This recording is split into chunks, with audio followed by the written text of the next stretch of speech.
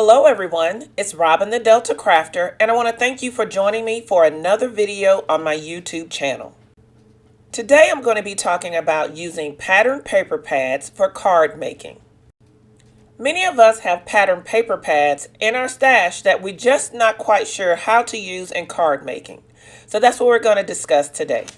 I particularly like to use the 6x6 or 6x8 paper pads when I'm looking to use them for card making, because the patterns for this size paper pad has been shrunk down to, and it makes a perfect scale for a card.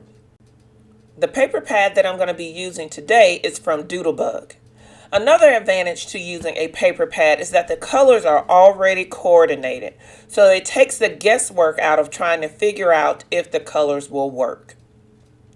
I'm going to be using the Nesting Hearts Infinity dies from Hero Arts for today's project, as well as an older embossing folder from Sizzix that I have in my stash. I want to encourage everyone to shop your stash when you're trying to come up with new card ideas or you're wanting to work on new cards. There's lots of great stuff in there, I promise you. Let's go ahead and get started. So the first thing that I'm going to do is I'm going to figure out which one of the dies that I want to use for my card. I'm going to be making a rainbow of hearts using the Nesting Hearts dies. You can see I have several sizes to choose from there. So I'm going to lay these out and try a couple of different ones to see which one is going to fit best on my card base. So I think I'm going to go with this fifth from the middle, the fifth size heart from the middle, because it's going to create what I'm going for is a rainbow of hearts on my card that are going to be fanned out and like a rainbow. So as you can see right here, the edge of the heart die is just a little bit larger than that yellow piece of paper with the sunshine on it, the suns on it. That's okay. I'm going to go ahead and die cut it, and I'm going to be able to cover up the part that is not complete the heart. So you can see up there on the left, that yellow heart, there's a little bit of it missing. It's okay. I'm going to cover it up, and you'll never know. So now I have a piece of Neenah Classic Crest Solar White in 80-pound card panel that I'm putting into my embossing folder. And one of the tricks that I want to share with you is to make sure that your embossing folder, that your paper embosses and not crack. You want to spritz your paper with just a light misting of water. And that's what I've done with my Tim Holtz mister. And you can see here that I got beautiful results from this embossing folder. So now I'm going to lay out my hearts in the fanned out way, or rainbow that I want them to go in. So I've brought in a piece of press and seal. So I'm going to use that in just a moment once I get my layout just the way that I want it. So here I am. I'm coming in, going in Roy G. Biv fashion or order, laying my hearts down. And you can see here, I'm fanning them out so that they create this fanned out rainbow on my card base. So what I like about doing it this way and using the press and seal is I'm able to get everything exactly where I want it, and then I'm going to place the press and seal on top of it, and that is going to hold everything in place exactly like I have it. So it's a great tip and trick to use when you're doing something like this, where you're laying things out and you want things to stay exactly how you place them down. So once you get everything lined up exactly how you want it, you're going to grab your press and seal and lay it across the top of your the items that you've laid out. There is a slight tackiness to one side of the press and seal, so you just want to touch the press and seal and kind of see which side has that tackiness to it, and that's the side that you want to lay against your items that you laid out, your cutouts. And see, you can see there that I was able to pick up my rainbow of hearts and all in one piece, and now I can take that and kind of even move it around on my card base to make sure that the place that I had it initially is exactly where I want it.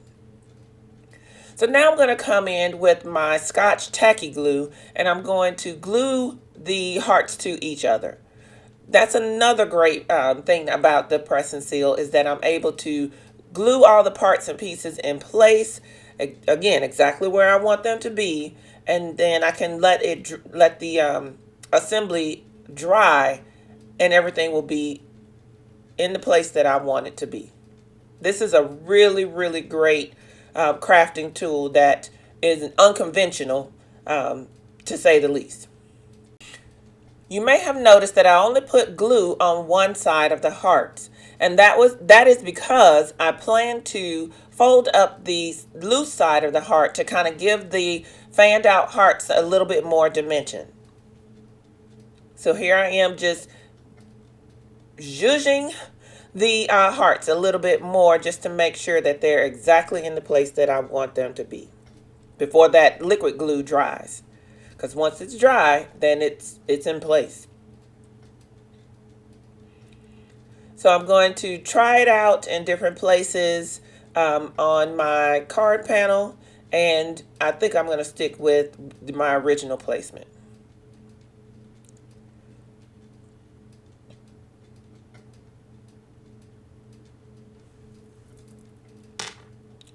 So now you can see where I'm folding up some of the edges, or one of the edges of the hearts, and that's going to give the whole fan a little bit more dimension. This small step is going to add more dimension and texture to this card. So little steps like this just take your card to the next level. So think about that the next time that you're making a card. Something as small as folding up the edges on your die cut can make a huge difference.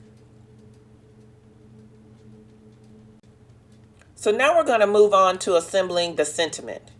I decided to use the Phrase Builder Hello dies from Pink Fresh Studio to cut out the sentiment that I'm going to use on this card. One of the things that I love about this sentiment set, or this die set, is that it comes with several sentiments that are the perfect size for a card base, but they also have a shadow die as well.